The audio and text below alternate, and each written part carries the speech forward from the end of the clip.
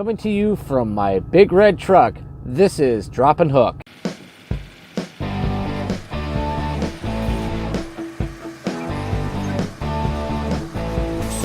Welcome to Drop and Hook. This is the show for truckers by a trucker, and this is just a short little news program that I'm coming up with to give you guys some information about stuff going on the road. One of the first stories that's come up, and it's actually a pretty good story that happened out of Detroit. 13 truck drivers got hailed as heroes along with the police officers in that area because they were able to stop a guy from committing suicide. There's actually pictures of this on the internet. I'll have to figure out how I'm going to put that into my phone here, since I don't have my normal editing software with me. I've got just my phone. But there's a picture coming out of Detroit where you have 13 truck drivers underneath this overpass where this guy was trying to jump.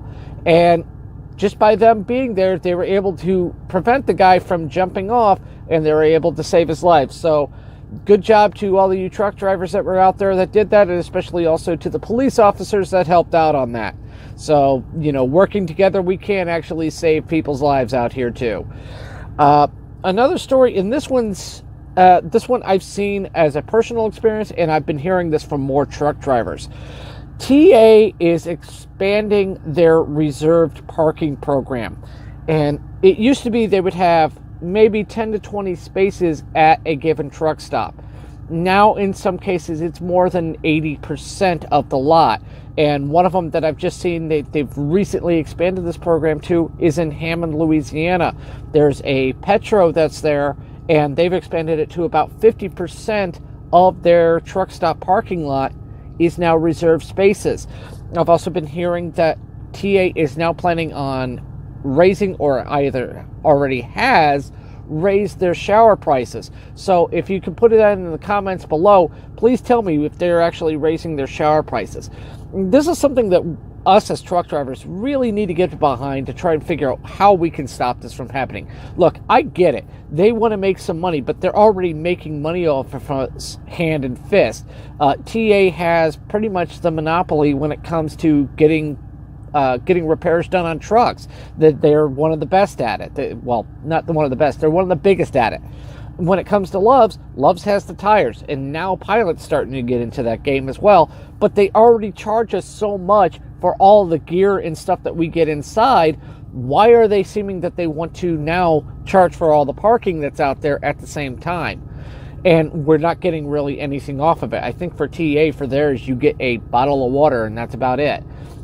So I want to hear from some of you truck drivers that are out there. What do you think about this? How do we fight back, and how do we stop them from essentially just price gouging us out of it? The only ones that seem to not really have a problem with this are team drivers that are keeping going because, well, they don't usually have to stop. But all it's doing is it's making it even impossible to do, say, our mandatory 30-minute break if there's not a rest area nearby. You don't have a place that you could park for 30 minutes. So I want to hear from some of you guys that have gone to TAs, that have had this, and where are more of them popping up? We need to know where these are at so we can start telling truck drivers, hey, this is what you got to avoid. Another story that I've heard of, along with the ELD mandate that is now out there and is now the law of the land, one of the things that also happened with that is that people that drive horse and cattle trailers with their pickup trucks, now they actually have to get a CDL. So a lot of horse enthusiasts are very upset about this, wondering why they have to get a CDL, but the person that's driving an RV doesn't. So this is something that we've probably talked about for years as truck drivers, is why don't RV drivers have to have a CDL? But now that they're adding these people with the horse trailers, some of them, with how long these horse trailers are, I don't find a problem with it.